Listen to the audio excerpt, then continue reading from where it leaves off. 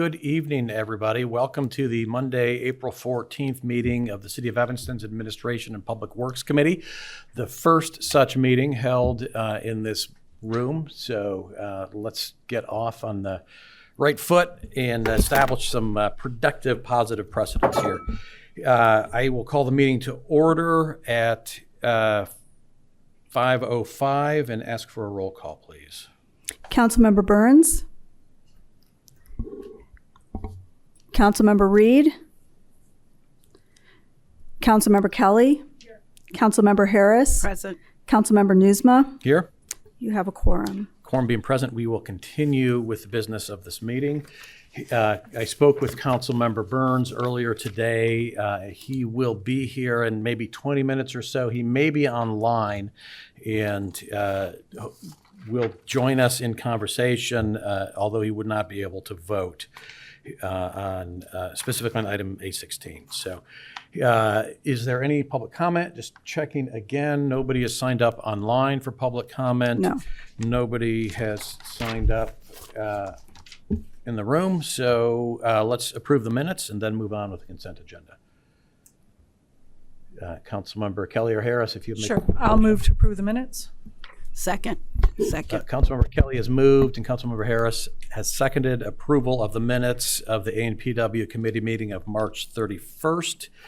Any discussion? All in favor say aye. Aye. Any opposed?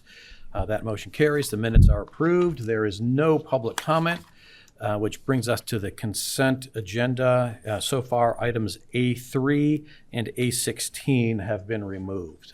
Are there anything else? Are there any other items? Okay, good to go. With the exception of item A3 and item A16, I will entertain a motion to approve the consent agenda. I'll move to approve the consent agenda. Second. It's been moved by Councilmember Kelly, seconded by Councilmember Harris, that we approve the consent agenda minus items A3 and A16. Any discussion? All in favor say aye. Aye. Aye. Any opposed? The consent agenda minus items A3 and A16 is approved, which brings us to item A3. Sure.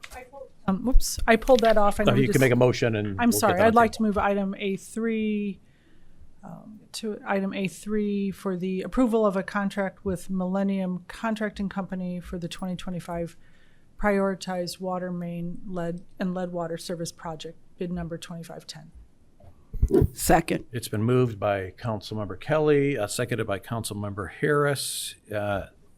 Is there any discussion? Yeah, I just wanted Kelly? to point out, I just thought for the public to be clear. So this is this went to finance and budget because it exceeds the budget, correct? The fund budget by $569,000. Is that right? Yes. Okay.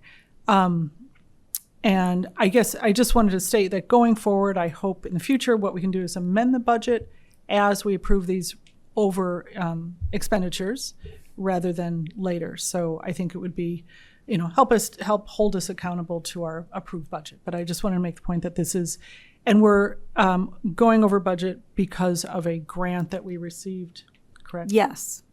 Yes, we put the budget together and we were getting indications from the IEPA of a certain dollar cap on a loan with principal forgiveness. And in fact, when they finalized their numbers, it was more, and we didn't want to leave any money on the table. So we increased the project scope so that we could spend the additional principal forgiveness. Okay. Okay, so I just thank you very much. Just wanted to make sure that that's clear that we are exceeding our budget. Okay, but it's because we're getting additional IEPA loan, low interest loan. Okay, thank you very much. That's all. Yeah, I think the way I would characterize it is we're spending a little bit more of our own cash to get even more free money from the state, a forgivable loan. So, and this is all work that we have committed to over the next 20 years anyway. It needs to get done. So I think staff did the right thing by bumping up the scope to claim as much free money as possible. Absolutely, and I'm not opposing it. I just wanted to point out that it is exceeding, and then in the future, I just think so that we are able to keep tab on where we're at in terms of our budget in the future. I'd like to see us not tonight, but amending the budget as we go. Thank you. That's all. Any further discussion on item A3? And this is a contract for approval. Seeing no further discussion, all in favor say aye. Aye. Aye. Any opposed? Item A3 is passed, and that contract is approved. That brings us to item A16, which is ordinance 23025, amending Title I, Chapter 17, contracts with the city of the city code, colloquially known as the responsible bidder ordinance. If somebody would like to make a motion to open discussion on this item. Sure. I'll be happy to move item A16, ordinance 23-0-25, amending Title I, Chapter 17, contracts with the city of the city code. Second. All right, it's been moved and seconded, and to be clear, I think what we should do tonight is discuss this with the intention not of voting to move this forward to City Council, because there is quite a bit of clarification that's going to be required, and we don't have language in front of us. So I'm hoping that what we get out of this discussion at committee this evening is some firm direction to staff in these 4 areas where our packet, our memo indicates that some direction is needed. And then that staff will prepare that language and come back to this committee at a future meeting. So when we get to the end of this discussion, we'll be I hope, moving to table this until a future meeting. So having said that, I think Mr. Ruger is ready to tell us. Thank you, Chair, and good evening, members of the committee, and Laura. Liza and I just want to take a couple minutes just to explain to the public kind of the origins of this and what this is. So this stems from a referral made in March 2024. Since that time, there's been many opportunities for one of our committees to meet and discuss it, the MWD-EBE committee.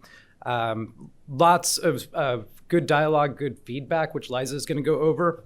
But I just wanted to mention, in essence, what the responsible bidder ordinance does. Typically, these types of ordinances require contractors have proper business registrations, show past compliance with environmental, labor, and safety laws, possess relevant insurance coverage, comply with prevailing wage laws, and participate in apprenticeships and training programs.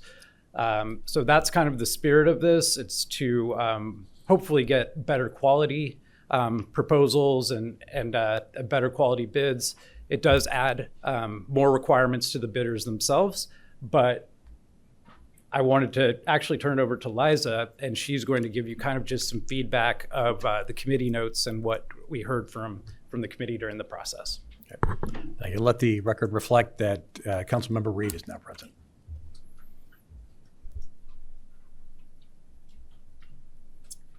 Hi, good evening, Chair Nieuwsma, members of the committee. My name is Liza Robertson-Young. I'm the Chief Legislative Policy Advisor. I'm just going to quickly try to summarize the feedback from the MWD-EBE committee. As you noted, they identified 4 areas where it would be helpful to get clearer direction from this committee. The first of those is on the self-performance requirement. This requirement says that a bidder must directly perform at least 25% of the services identified in the project solicitation. So this is a requirement that the general contractor is on the site doing work directly. And the idea behind this provision is to ensure that general contractors are engaged in the site and are monitoring what their subcontractors are doing. However, the committee was concerned that this might not work well for larger scale projects where general contractors are more likely to provide project management services rather than direct on-site labor like carpentry or pouring concrete. And they recommended 2 potential areas for this committee to explore. The first is adopting added value language. And this would permit the city to accept bids from general contractors who provide added value, who provide valuable project management services, even if they don't perform labor on the site. So this would include things like processing order of parts or services, maintaining inventory, reducing delivery lead times, performing quality assurance functions, stuff other than direct on-site labor that the city deems to have value. The second option that the MWD-EB committee recommended here is to explore a sliding scale for the percentage of work a general contractor must self-perform based on the size of the project and the complexity. So if it's a larger project where you expect a general contractor to be doing more project management, maybe you would have a lesser percentage than the 25% that's currently in the draft. The second area that the committee recommended this body look at is the apprenticeship requirement. And this requirement requires bidders to provide evidence of participation in apprenticeship training programs applicable to the work to be performed on the project. These programs have to be approved by and registered with the United States Department of Labor's Office of Apprenticeship, which oversees these programs. And the program must have graduated at least 5 apprentices in each of the past 5 years. And here there were 3 options that the committee wanted to move forward. One is the possibility of adding an experience exemption. So if the contractor is hiring experienced workers who are more journeyman status, they might be able to bypass the apprenticeship program requirement. The second is to consider the dollar threshold here. This requirement applies to bids $25,000 and over. The committee thought revisiting whether that was the right dollar threshold would be worth thinking about. And then the third possibility is a waiver for the apprenticeship program requirement.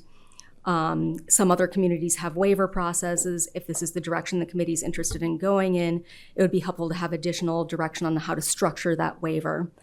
The third requirement that the committee wanted to provide feedback on is the nearby business preference. So this draft creates a new preference for bidders located near Evanston, but not within the city itself. Currently, the city code provides that contracts should be awarded to Evanston businesses if the Evanston business's bid does not surpass the lowest bid from a responsive and responsible non-local business by more than 5%. The RBO expands this concept to include a preference for businesses located within 15 miles of Evanston, as long as their bid does not surpass the lowest bid by 3%. And here, the committee thought that the 15-mile radius was too large and recommended that that be narrowed to 5 miles. And then the last requirement is the size and scope requirement. This requires the bidder to provide evidence of relevant experience on similar size and scope projects in the past 5 years and references verifying the quality of work performed. And this is another place where the committee thought it would be worth looking at whether $25,000 was the right place to start that requirement. So those are the 4 areas that the committee wanted to hear further deliberation on. Steve and I are happy to answer any questions you may have. We also have Jeremy Esparza here from the Laborers Union to help answer questions as well. Thank you. Thank you very much. Thank you very much. So I think what we need to do is do that deliberation and give you as much feedback as we can tonight. I'm not sure we're going to get all the way there. But let's start that discussion with Councilmember Kelly, and just a request to the members of this committee that we pay particular attention to these 4 areas where staff is requesting feedback. So I just want to mention that Jeremy Esparza, the business agent, is here and I believe would have made public comment, but getting to the new location, so I don't know if we would, want to allow him comment. He just got here. Since it is our first meeting in this location, there's probably not going to be the only one that goes to the wrong location first. So with consent of the committee members, I'll allow 2 minutes of late public comment. Thanks everybody for your time. My name is Jeremy Esparza. Yes, as Councilmember Kelly said, I'm a business agent for the Laborers Union. We represent construction workers throughout the 9-county area. Some live in Evanston, some perform work in Evanston, but here today to discuss a responsible bidder ordinance. Several municipalities around the area have RBOs that have been enacted. Des Plaines is one good example of a similar city not too far away from here where they're able to maintain active bidders. They've actually expanded their bidder pool throughout the years, and they're able to maintain the level of craftsmanship that an apprenticeship standard for a company provides. So just here today to speak in favor of it. I'm here today to discuss, or if there are any questions, but to the chair's point, if not, to speak with staff. So Thank you very much. Thank you. All right, Councilmember Kelly. Sure. I think also, Liza, thank you for all your research on this. You know, to some of the points, I think there's a lot of experience from many other municipalities that have RBOs. And if you could speak a bit to, for example, I think the self-performance at 25%, that is you found, was that right, that you found that it was at the dollar threshold? Okay, not at the self-performance, but it was at the dollar threshold at 25,000. That was pretty standard, 20 to 25,000, right?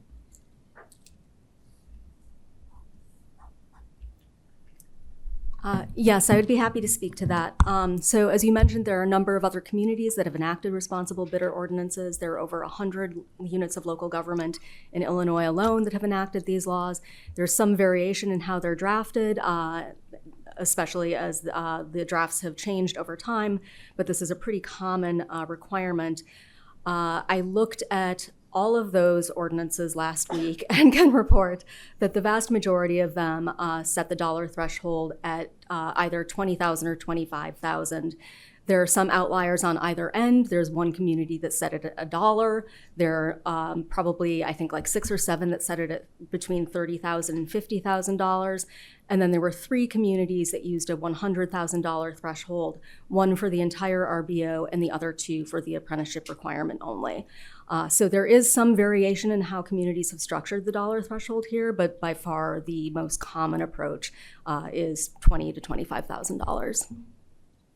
Thank you so much. And I don't know, Jeremy, could you speak to the self-performance? Like, just on average, what is the common, where does the percentage fall, if you have that information, on average with those that have the responsible bidder? yeah, sure. So the other municipalities have it at a 25% threshold, like Des Plaines does. But I guess the intent of that self-performance clause is to kind of curtail the amount of subcontracting. For example, if a general contractor is signed with the laborers union, they would just be, they would have to pay the wages, benefits, and whichever insurance comes with employing one. Whereas if a general contractor is not signed with the laborers union, they would have to, and they need to perform labors or subcontract that work out, they would have to hire a company that is they would have to hire a company that is signed with the laborers union. And at that point, there is, 10 to 12% markup on a subcontracting, where if you're the client, it's something that if you're looking to save taxpayer dollars, that's one of the means to do so. So Great. yeah. Okay, thank you. So a cost-saving measure to ensure we're not just paying third-party overhead unnecessarily by restricting that. I think that's all right now. I just wanted to touch on, maybe we want to start through each of those. I'm sorry. Okay. If we want to go through each of those items, the 4, should we have discussion on each one? Let's just go council member by council member. Okay. And then I will attempt to summarize it. Okay, then I would say, I'm comfortable with the 25% self-performance. In terms of the apprenticeship, I think that we did speak to adding a clause in there for, I like the experience exemption, like the journeyman status, so that if a local business were to receive high marks in the bidding process, but was not a signatory to a union, that we would consider that based on that experience exemption. I think that to me is better than changing the dollar threshold. And with regard to the nearby preference, I agree. Yes, we should reduce that from 15 miles. I'd be amenable to 5 miles, or even I spoke with another council member to reducing that to 3, because the idea is, again, to seek local employees who can work on projects here who will also patronize our businesses. So it's about economic development. So if we want to reduce that to 3, I'd be okay with that as well. And then what was the last one? The size and scope. Oh, the size and scope. Okay. And I'm comfortable with where we have that now. I don't feel. I guess we could have I'm okay with a sliding scale, but again, that's something I don't know if either Liza or Jeremy could speak to that. Do other cities do that? Do they have a sliding scale in terms of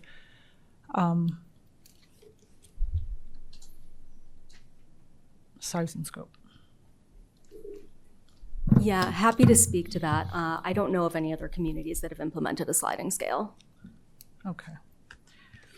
So thank you. So then I'm open to hearing what my colleagues feel about that, the size and scope. So that's all for the moment. Thank you. Okay. Thank you. Councilmember Harris. Thank you so much, Chair. I feel like, okay, there we go. So I just have a couple issues or concerns.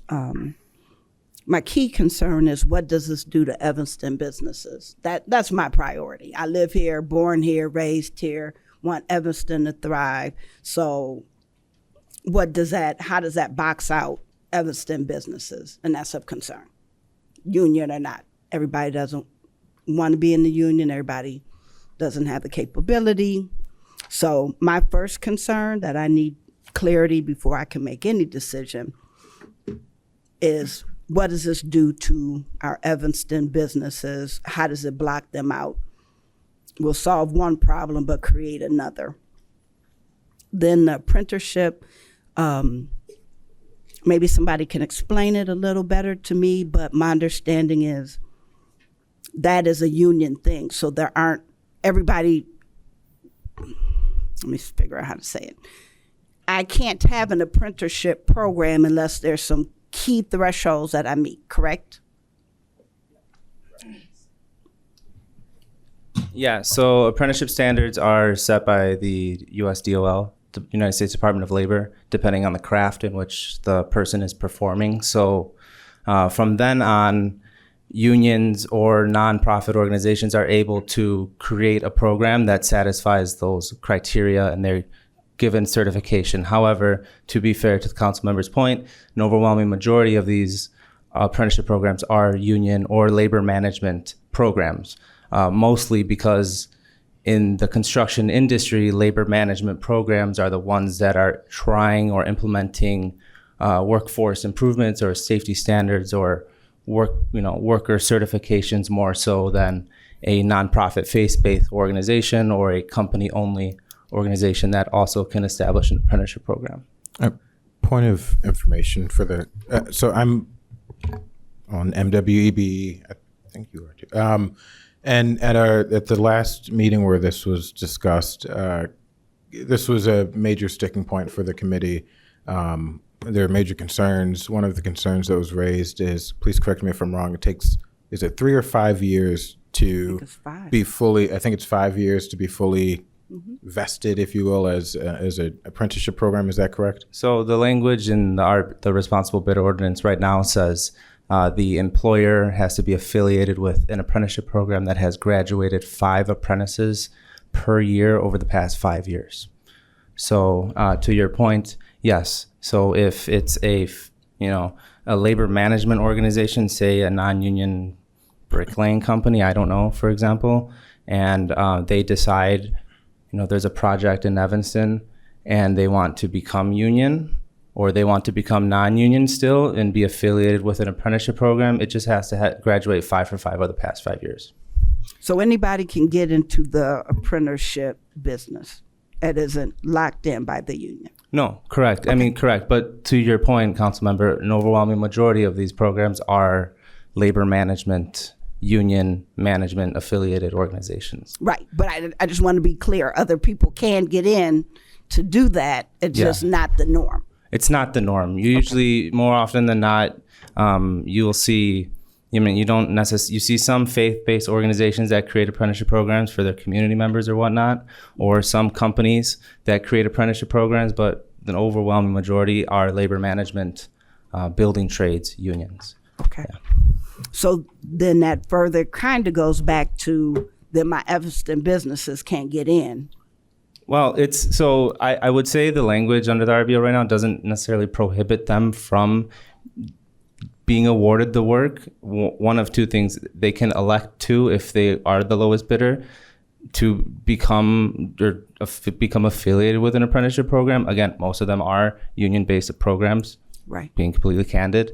Or if there is language for a small local Evanston employer that is not part of an apprenticeship program, maybe there's a carve out for them or an exemption for, so that way, you're still able to maintain that pool of local businesses. Yeah, again, that goes back to my first concern.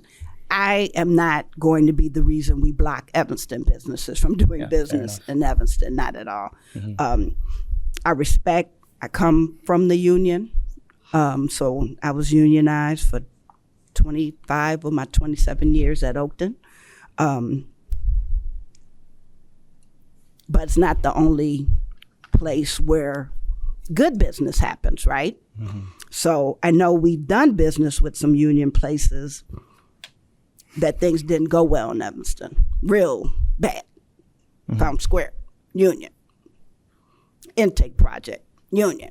So I don't ever want to have people think union means better. It means different type of service. It means that there may be some additional training. But there's some give and take in that. So I just want to be clear in where I stand, that if we figure out how Evanston procures business in Evanston, then I'm a greater buy-in. But right now, I'm on the fence. I'm not going to tell my neighbor, well, you're not unionized, so I can't, help you do business in Evanston. Yeah, when we both live here and pay taxes here. So those are my two main things that just kind of worked. The miles, 5, I think 5 is 5 to 10 at the max. 3, we might as well not have any. What's the point? Yeah, fair enough. And the other issue I haven't thought about because the other ones weighed heavy on my mind. So thank you. And then just one other thing too. In the amount of Evanston businesses, we're still waiting on an information request for the list of subcontractors that have bid on the work. That covers what we're discussing for the past year and all of the change orders. So once that's presented to me, we can have a more direct conversation on it. So thanks. Yeah, and I will take ownership. As I mentioned earlier, I haven't been at some of the MWEBE as it conflicts with my Oakton schedule. So I know I did miss the last meeting where a robust conversation happened. I did have one other thing to say, so I'm sorry I contradicted myself. I like that threshold to be higher than $25,000. That seems pretty low. I don't have a number, but $25,000 seems low to me. So. Thank you. Thank you. Councilmember Reed. Yes. So I'm just going to get right into it. As far as an amendment, I think I heard your concern about the radius. That's one of the conversations we had in MWBE. The reason, I raised this, that the 15-mile radius I thought was too wide, is because 15 miles gets you out to Maywood. And I don't think Maywood folks are coming to Evanston to buy groceries or do other shopping or even dining experiences. And so I think that the tighter the radius, the better that we can actually target folks who are more likely to shop here in Evanston. I'm sure we all know folks who live in Rogers Park or Skokie or within a few miles that come to Evanston grocery stores, grocery shops, and have dinner here. I think once you get into that 10-mile radius, are folks traveling from Fulton Market District to come to Evanston to shop. And so Yeah, they're coming here. maybe to have dinner every so often and pay our liquor tax, which we'll probably discuss. But for I think the bulk of people who are actually doing grocery shopping here and regularly coming, they live in a fairly tight radius. So I'd like to move to amend. Councilmember Reed, what I Sure. would like to do, rather than making amendments on the fly this evening, because there are quite a Not few really on the areas fly, 'cause that need the to be- committee just- Well, rather than making amendments on the floor Sure. this evening, since there are quite a few, I would like to, have the consensus of this committee to direct staff to come back with language to our next meeting. Okay. So if you offer your last- suggestion, my we last can take a straw poll. I would set that radius at 3 miles. Okay. Is where I think those are the folks who would be most likely to shop here. So I'll leave it at that. The ordinance overall, I'll respond to any other concerns if folks raise them. I'm going to comment as a council member and offer my own thoughts, and then we'll attempt to kind of restate the consensus of the committee if one exists. So I am supportive in general of the intent of this ordinance, but as I think Councilmember Harris is expressing, I'm concerned about the impact this might have on small Evanston businesses. And I do think there is a balance that can be struck here, and I hope this discussion can help us, lead to finding that right balance. So specific to these, to the 4 points, number one being the self-performance requirement. Staff is giving us 2 options: 1, an added value, or 2, a sliding scale.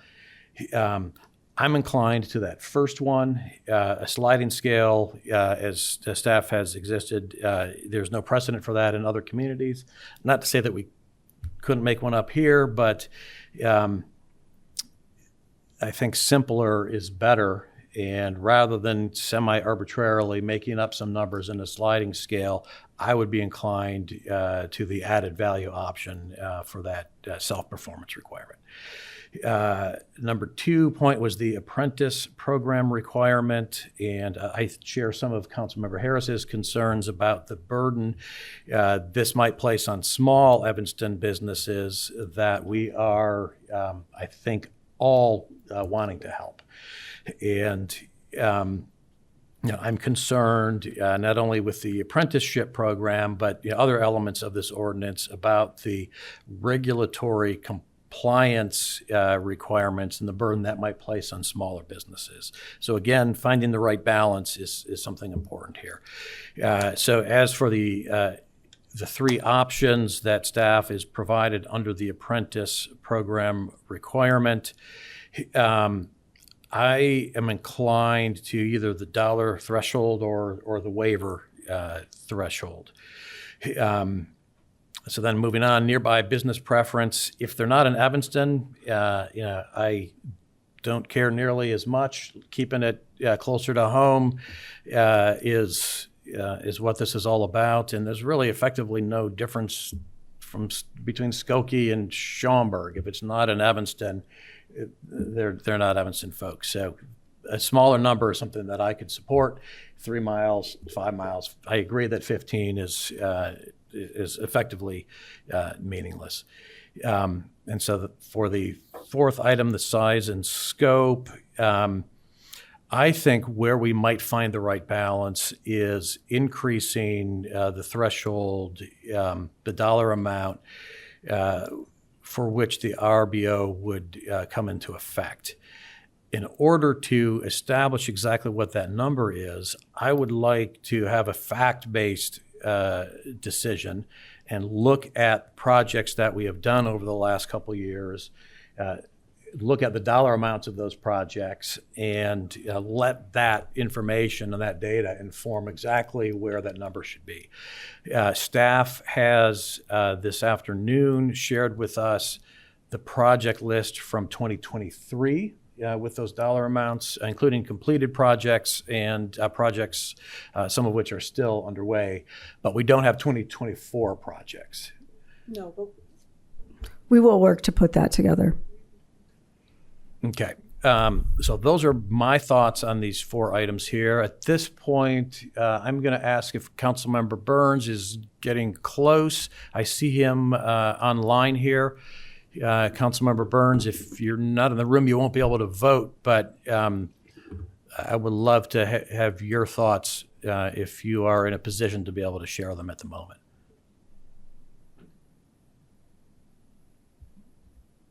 Potentially, if y'all can hear me okay. Can you hear me? Yes, we can now. Go ahead, sir.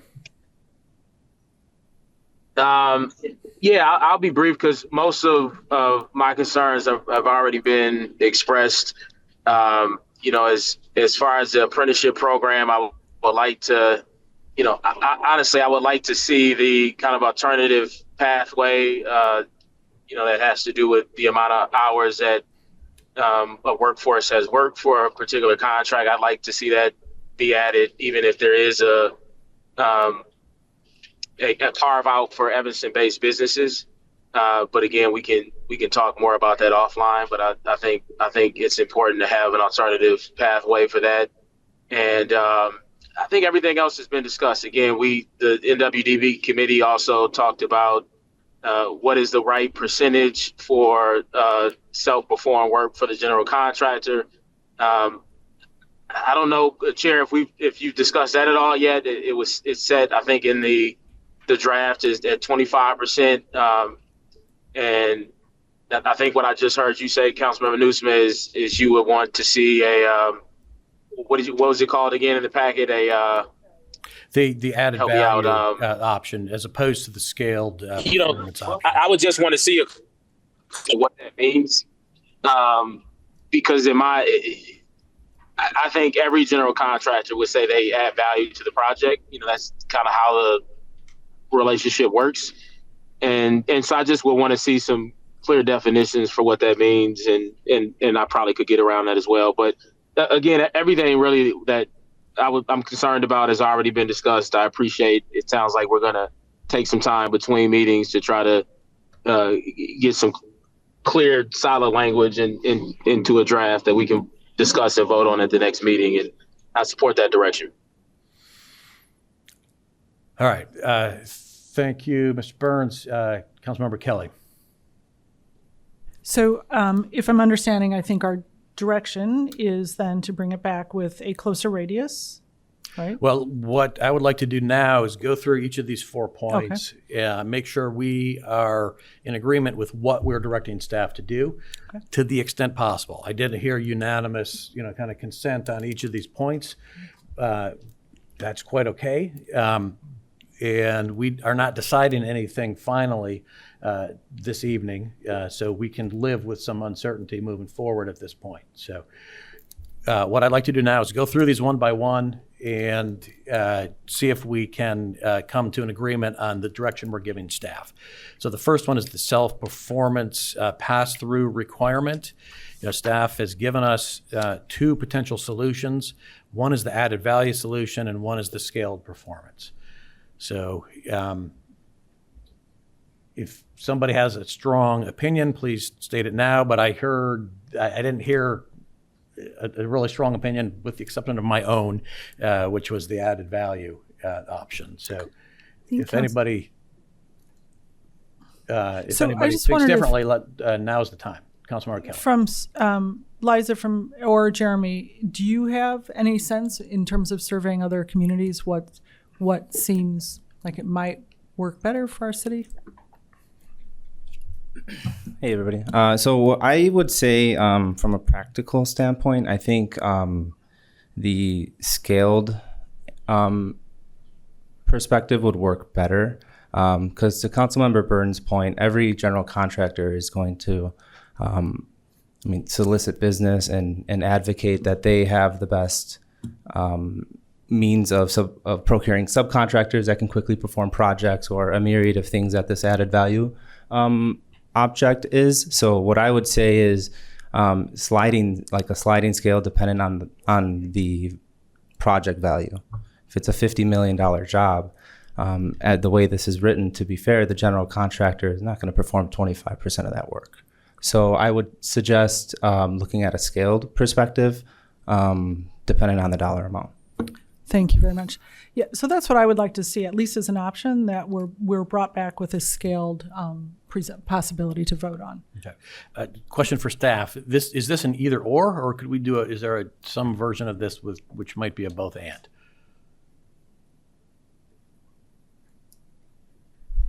We could certainly look at doing both, but I think either one solves the problem that the committee identified. And I would worry that doing both might weaken the ordinance unnecessarily. So Councilmember Harris, Councilmember Reed, do you have any thoughts on this one?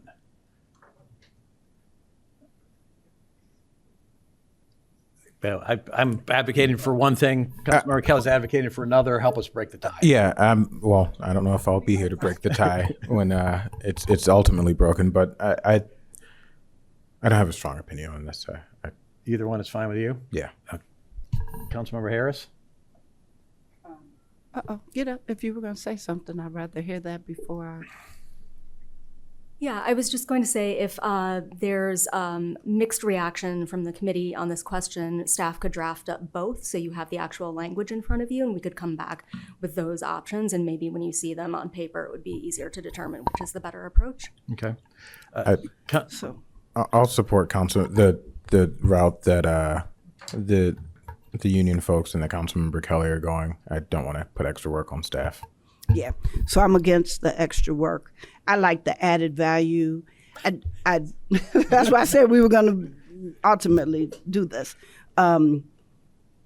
It mentions arbitrary, and that's what bothers me. It says it shouldn't be arbitrary, but what is that for the scaled performance? And I see the 25%, but Yeah. Councilmember Burns, it's a tie in the room.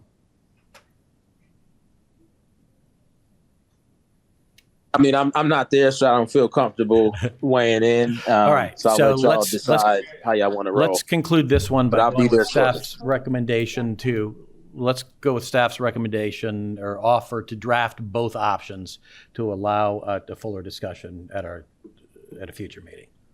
Okay, so that's hold on. So did you have something different, please? I don't want to do that to staff. That's our job to make decisions, so we've got to either make it or not. So did you have anything Yeah, else? I support looking at both, and I'll chat with both. sit back But at down. the same, I'm out of here. But at the same time, as was mentioned earlier by Liza, the added value is a newer concept.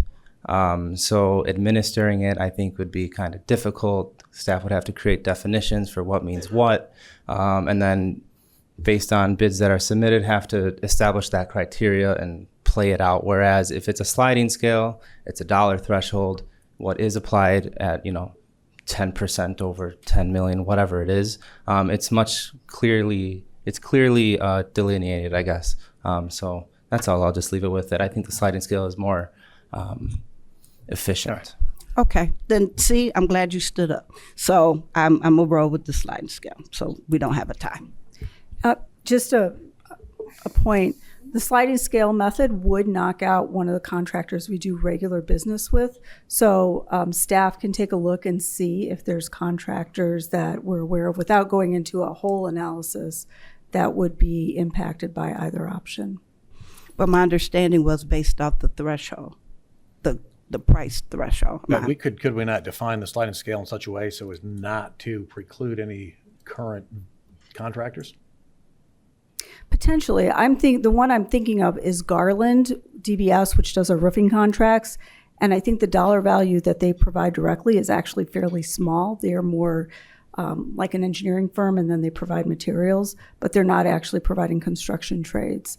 So it's a really unique situation. That's where I just would like to say it might be good for Liza and I to just talk and see if we identify contractors on either end that are getting impacted. And in the case of Garland DBS, we do business with them through a consortium. We do. Correct? And so their business with the consortium is quite extensive, even if the project they do for us is fairly small. Yes. So is there a way we could construct that to give them credit for the work they're doing for the consortium?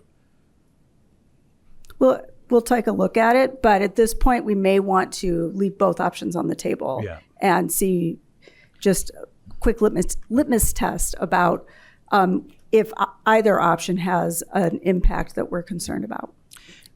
Okay, so Just one last comment too. We could also always include the 2/3 required vote to override.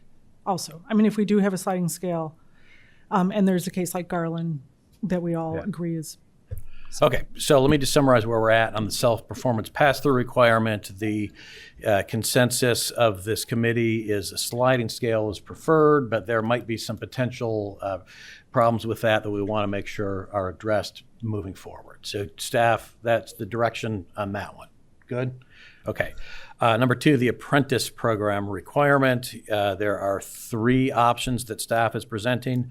Number 1, the experience exemption. Number 2, the dollar threshold. And number 3, a waiver. What are we going to tell staff? Which direction are we heading on this one? Councilmember Harris.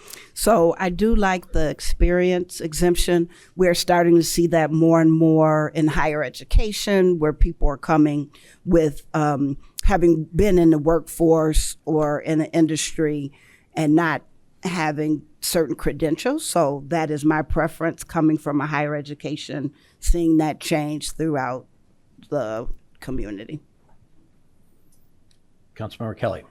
I also agree. I think, ultimately we're about quality workmanship, quality products. So I think having that experienced component, I could work with that for if we find a local business that is not a signatory.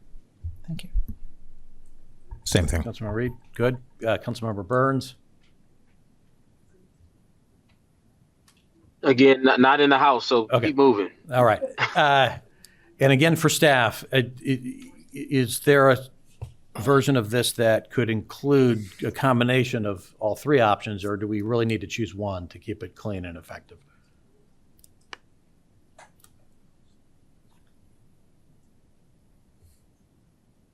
I think, again, my recommendation would be to go with 1, Okay. but we could also try drafting up multiple. But I think the majority of the committee, at least, is in favor of the experience exemption. So let's let that be the direction to staff on this one. All right, then moving forward, the next one is the nearby business preference. Councilmember Reed has suggested 3 miles. Can everybody live with 3 miles? Give me 5. I'll go with 5 too. My preference would be 0. My preference would be 0 as well, but I do see the benefit of a tight radius. But 5, We can live with 5? Well, and so let me ask a question. They could be an Evanston resident but had their business in Skokie because they couldn't find a place here. So, well, I think any Evanston resident, regardless of where. Yeah, I mean, I hear you. I would say any Evanston resident would automatically qualify, would be my preference. And then if you're not an Evanston resident as the owner, then that's where this radius would kick in. So it sounds like we're going to say 5. It's not a final approval tonight, so the draft that comes back to us will say 5. If we want to discuss it further, we will have that opportunity. I think, I don't know. I don't know if economic development is here, but we still have I think we still have Placer AI access. And maybe that is a use case for this to see, I can live with 5, but All right. if we want to back it up with some data, we can use that. Direction to staff on this one is 5 miles for the next draft. And then the last one is the size and scope. As I stated during my comments, I would like to make a fact-based decision on this, and we have 2023 contracts, but not 2024. So I won't be comfortable myself making a firm recommendation on this until we see all that data. I think in this case, though, the language is going to be the same. It's just what number do we fill in? And so what I would like to give staff for this one is just a request to come back to us with that data sooner rather than later so we can have that discussion next time. It doesn't change how the language is going to be drafted. It's just a number. Does that make sense for everybody? yes, but I do want to provide staff, at least my input, that I think it should be higher. $25,000 seems really low and has the potential, again, to block out Evanston businesses. So I'd like to see it higher. I know you gave us numbers in our sister cities, but I'd like to see it higher. Councilmember Kelly. So based on surveying other communities and the effectiveness of the program, I am comfortable with the 25,000. Again, it's really about ensuring quality products and projects here in Evanston and workmanship. So I'm comfortable with 25, but I'm amenable to hearing what others think. I'm on Team Harris with this one. 100,000 is the number that jumps into my mind, but I can't support that with any kind of analysis. So that's why I'm looking for the data. I'll say the committee, I mean, this is why this is before us. The MWEB committee had some trouble parsing this out. I think the committee really wanted the data as well, and so I'm happy to wait to see the data. Great. I think that draws this discussion to a close then. Is there anything else on this particular item? All right, so I think a motion is in order to... I'll move to delay this to bring this back, to table this to our next meeting. Let's check in with Corporation Counsel and city staff to make sure our calendar is going to allow that, because we're changing We're up. not going to have committee meetings before? 28th is going to be a little bit crazy. So I would say, if the 28th is crazy, that we work out the wording for it. It can be simply re-referred, and according to the signed die resolution, it goes right back to the standing committee. So in May, with the first council meeting in May, that we bring this back with this added language. That's nice. Can Councilmember Reed live with that? Whether I live with it or not, it's going to happen. All right, so Councilmember Reed, you started to make a motion. I'll move that we bring this back at our first meeting in May. Second. All right, all in favor of that motion, say aye. Aye. Aye. Any opposed? Staff has direction. Thank you very much. And I think that ends the business of this committee. I will declare the meeting adjourned at 5:56. Next up is planning and development. Let's give them 5 minutes. Thank you, everybody.